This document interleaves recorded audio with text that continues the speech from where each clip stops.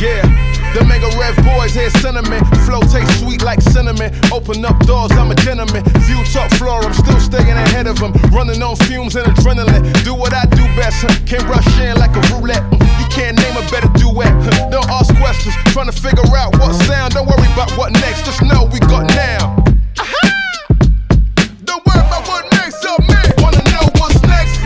Man, I say it so loud. Don't worry about what next, just know we got now. Oh yes, man, I say it oh so proud. Don't worry about what next, just know we got now. Cause now is the present that money came by. Hands in the air, put both up in the sky. Say, now is the present that money came by. Say, now is the present that money came by. À côté de Lyon, mais après j'ai vécu toute ma vie ici.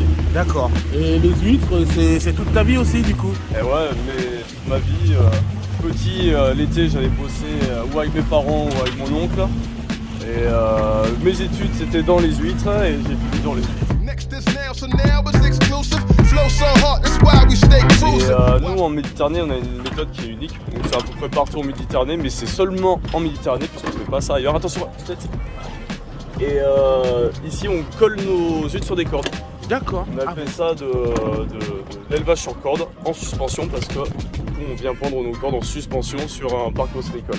Oui, parce que en fait, mais elles sont jamais immergées dans l'eau. Ah si, là du coup là juste c'est pour alors pour les pernettes en fait c'est pour éviter qu'il y ait des algues qui se fixent dessus et viennent en quelque sorte étouffer la pernette, le panier. Donc on les sauve de temps en temps, comme ça sèche et l'eau le courant peut bien circuler à travers la maille. Et pour les cordes qui sont là-bas, là c'est une technique qui est particulière. C'est vraiment pour augmenter la qualité de l'huître. Sinon la technique traditionnelle, on les laisse immerger 24 heures sur 24. Ok. Donc là j'ai un autre parc, mais bon là comme c'était l'heure de les descendre, on est venu descendre et après je peux voir des huîtres plus traditionnelles. Bah volontiers. Comment on appelle des bébés huîtres? Ah non, des bébés huîtres, mais en réalité c'est du naissin. Ah voilà, c'est ça. Et là c'est du naissin un peu particulier parce que ça, alors peut-être que toi tu te rends pas compte, mais ça c'est du naissin d'huître plate. C'est pas la variété la plus connue et pourtant c'est la variété qui est endémique de toutes les côtes françaises. D'accord. Donc ce qu'on appelle le plus connu, la belon, et bien en fait c'est l'huître qu'il y avait sur toutes les côtes françaises avant qu'elle disparaisse presque à cause d'un protozoaire, à cause d'un parasite. D'accord. Voilà. Okay. Et maintenant on arrive à en refaire et nous on en fait. Ok, super. Voilà. Bah on est content de voir ça.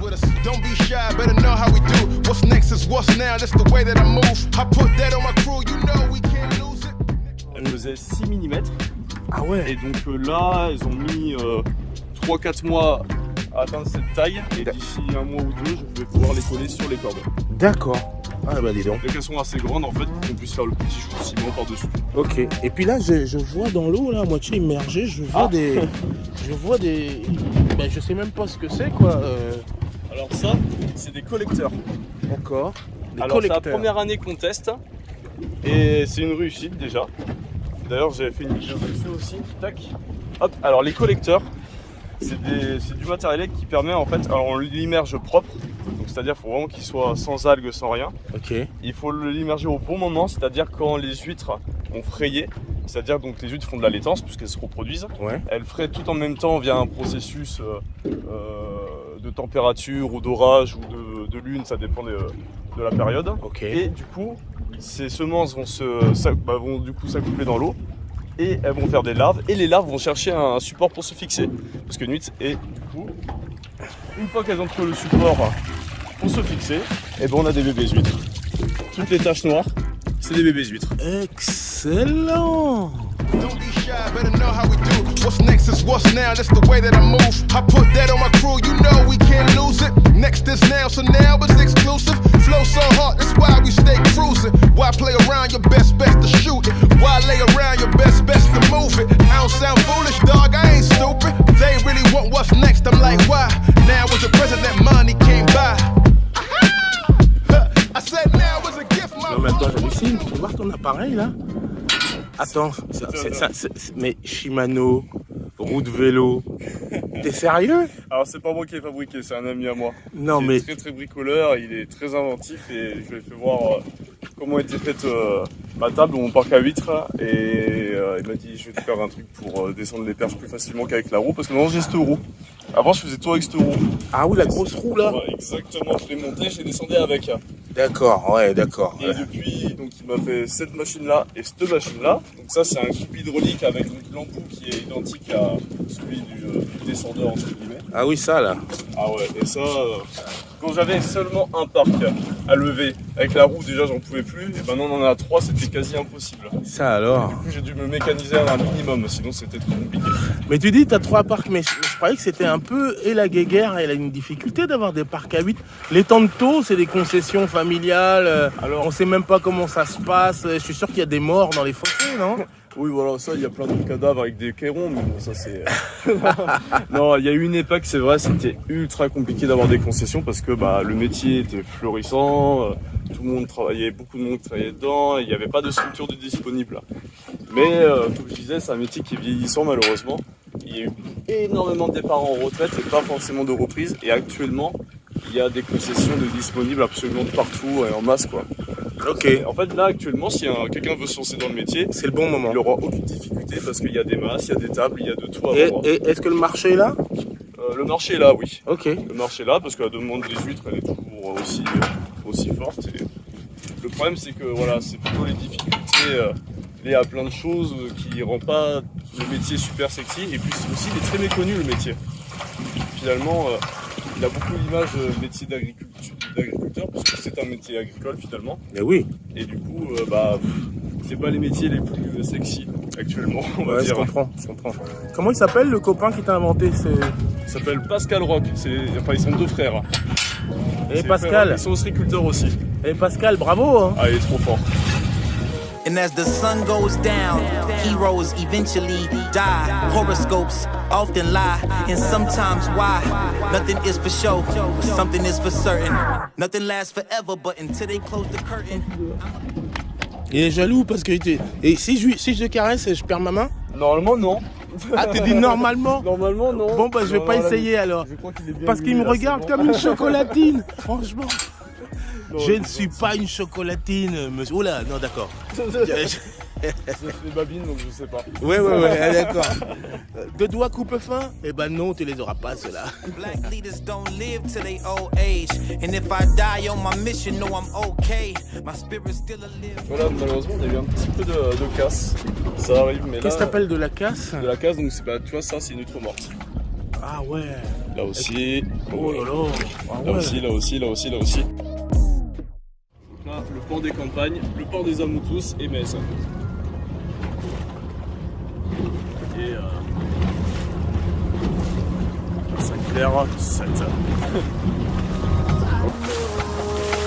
never been perfect, but I'ma keep working. If something is for certain, yeah, the hustle been working.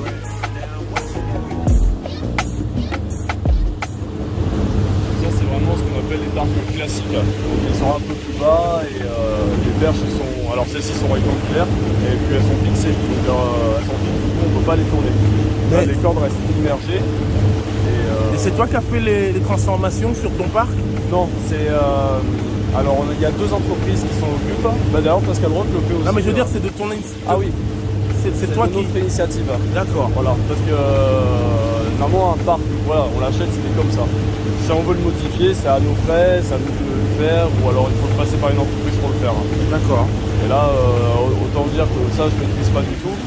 J'ai pas l'équipement pour le faire, donc c'est une entreprise qui me l'a fait. D'accord. Et donc là, on est sur un parc à l'ancienne. C'est ça à l'ancienne. Alors là, plus précisément même, c'est un parc qui appartient aussi aux 5 ports. Parce qu'ici, il y a une coopérative qui possède énormément de parcs à huîtres. Et pour les jeunes qui se lancent, c'est très intéressant de passer pour le début du moins par les 5 ports. D'accord. Les prix sont super avantageux. Alors là, c'est un peu particulier, il y a un tirage au sort qui est fait, on ne peut pas choisir les parcs à huîtres. C'est très, très particulier. Et eux, ils possèdent quand même une bonne partie des tables sur les temps de tour. D'accord. Ça, ici, on est dans la colonne 14. Donc tout la colonne 14 appartient aux 5 ports. Et là, à côté, pardon, colonne 13, c'est ce qu'on appelle du privé. Donc ça appartient Au privé. aux conchiculteurs, enfin, entre guillemets, parce que ce sont des concessions. Dans tous les cas, ça appartient à l'État. Ok, je te laisse bosser.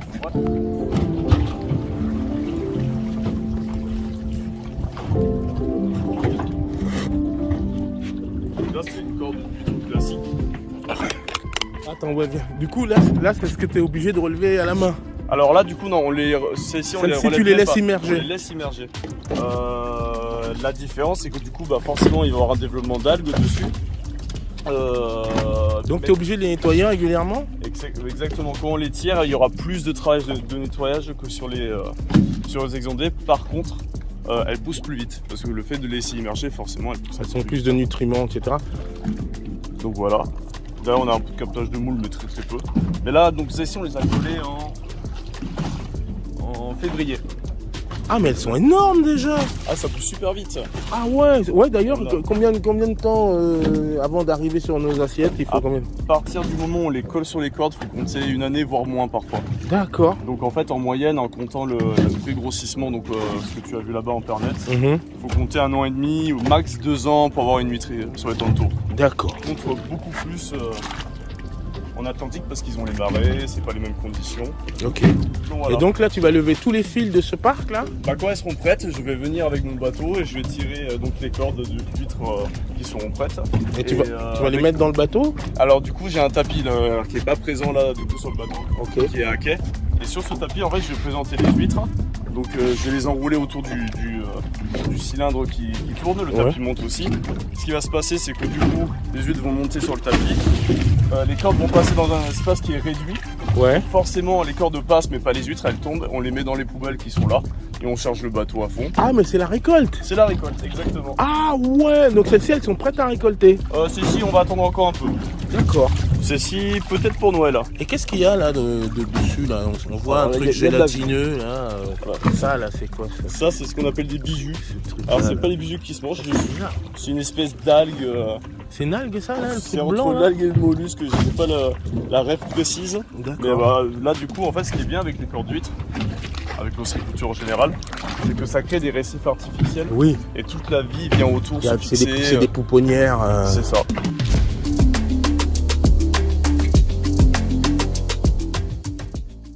C'est une autre variété. Alors, c'est quoi qui oriente ton choix de variété? Bah alors il n'y a pas beaucoup de variétés, il n'y en a que 2 actuellement. Pas 3, mais bon, l'angulata c'est encore autre chose. Et ce qui oriente notre choix, c'est que déjà ça permet de garnir l'étal pour la vente. Et aussi on est quand même assez fiers de refaire une variété assez ancienne quoi. C'est cette variété endémique. Celle qui a un petit peu disparu et qu'on arrive un petit peu à refaire maintenant.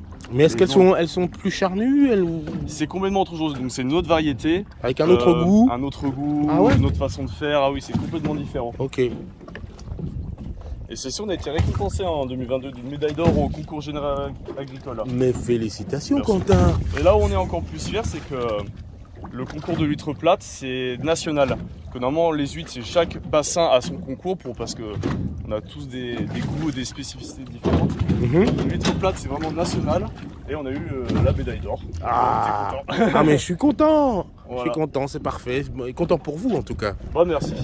Et Gohan, t'aimes bien? C'est Goku. Ah, Goku, merde. Gohan, c'est le fils. Mais oui, alors pardon, excuse-moi. C'est une ref à ça, c'est une ref à Dragon Ball. Bah, je m'en doutais un petit peu. Goku, t'aimes bien les huîtres? Oh, il fait la tête. Ça. Ah oui, bah non, Oh. mais c'est parce qu'il a pas le droit de me manger comme un Twix. Tu ne me boufferas pas, Goku.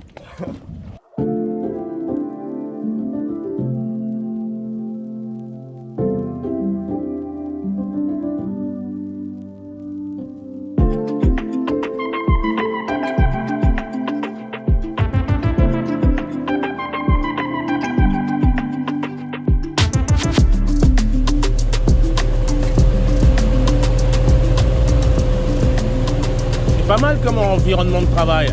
Il y a pire. Il y a pire comme bureau, comme on dit. Moi, faut aimer, il y en a qui aiment pas. Ouais, parce que c'est un peu par tout temps quand même, où il y a des... c'est quoi le problème météo principal? Le vent? C'est le vent. C'est la pluie. La pluie, c'est chiant, mais on travaille. Mais le vent... Alors là, c'est bête, mais là, il n'y a pas beaucoup de vent. Il y en a un petit peu. Le problème, c'est que pour l'étable où moi j'exonde, il est super mal orienté. Donc là, le bateau, il vient te taper contre la table, c'est super chiant. Et là, sur cette table, ce qui est encore plus problématique, c'est que j'ai un filet anti-dos radar. Et du coup, j'ai le bateau qui va dans le filet à chaque fois. Alors bon, là c'est embêtant, mais ils sont pas trop forts. Hein. Qu'est-ce que ça veut dire que les dorades adorent les... Les bébés huîtres, pas les grosses, mais les petites. Hein. Celles qui sont faciles à conduire. Et c'est la grosse prédation qu'on a sur les temps de course, c'est les dorades.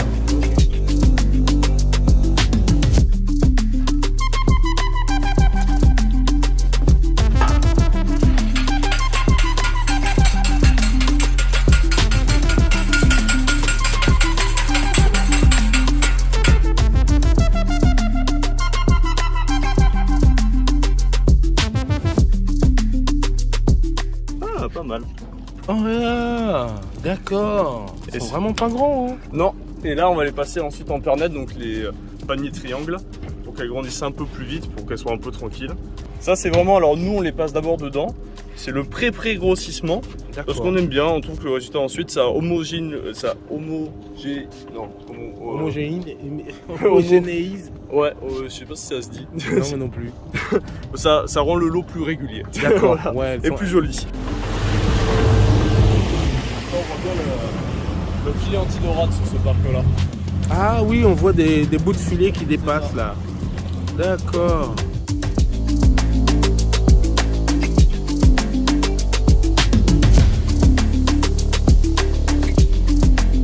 Alors nous, dans l'entreprise, on l'a appelé la Moana pour la différencier des huîtres classiques. Ok. Moana parce que voilà. C'est un joli nom. C'est polynésien, avec les muines on surfe, on kite, on voyage. D'accord. Et on trouvait ça joli, et ça veut dire océan, de toute façon. Ah bah magnifique, ouais. Océan, lagon, ça dépend. Ouais, c'est bien Ça nommé. dépend de l'île. Elles sont bien nommées. Hop, allez, j'ai cherché un petit couteau. Et les petites huîtres, je vous l'ai pas dit, mais j'adore les huîtres et je vais te manger.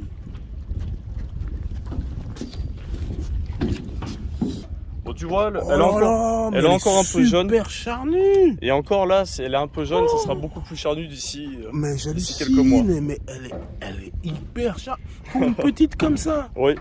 Ça, Donc c'est alors. bien parti pour que ça soit très joli d'ici quelques mois. Extraordinaire. Ah ouais, magnifique. Et toi, c'est quoi ta recette préférée de l'huître? Déjà crue ou cuite? Cru. Ouais, crue. Tiens. Et puis tu mets quoi dedans? Alors cru, moi j'ai ma petite préférence, c'est avec vinaigre et échalote. Même si ça cache un peu le goût, mais j'adore. Incroyable. Mais elles ont un goût. Ah bah là, on peut pas tricher, là ça sort de l'eau donc. Oh yeah, magnifique. Oh yeah. Est-ce qu'il y a un endroit où on peut aller les déguster à terre? Ouais, on a une dégustation de coquillages. Ça s'appelle comment? Ça s'appelle Dégusto. Dégusto. Ouais. Ah bah voilà. Voilà. Et tout c'est où? simplement. Alors c'est aux campagnes, c'est-à-dire juste ici là. On peut le voir, c'est des tout petits masses blancs au milieu de tous les autres masses. Hein. D'accord. Donc ça fait 2 ans maintenant. Ouais. Et on est super contents. Et vous avez des habitués, tout ça. Exactement. Bon bah moi je vais faire partie des habitués, je vais venir à Dégusto de temps en temps. Eh ben, avec plaisir. Ouais, magnifique, franchement Quentin.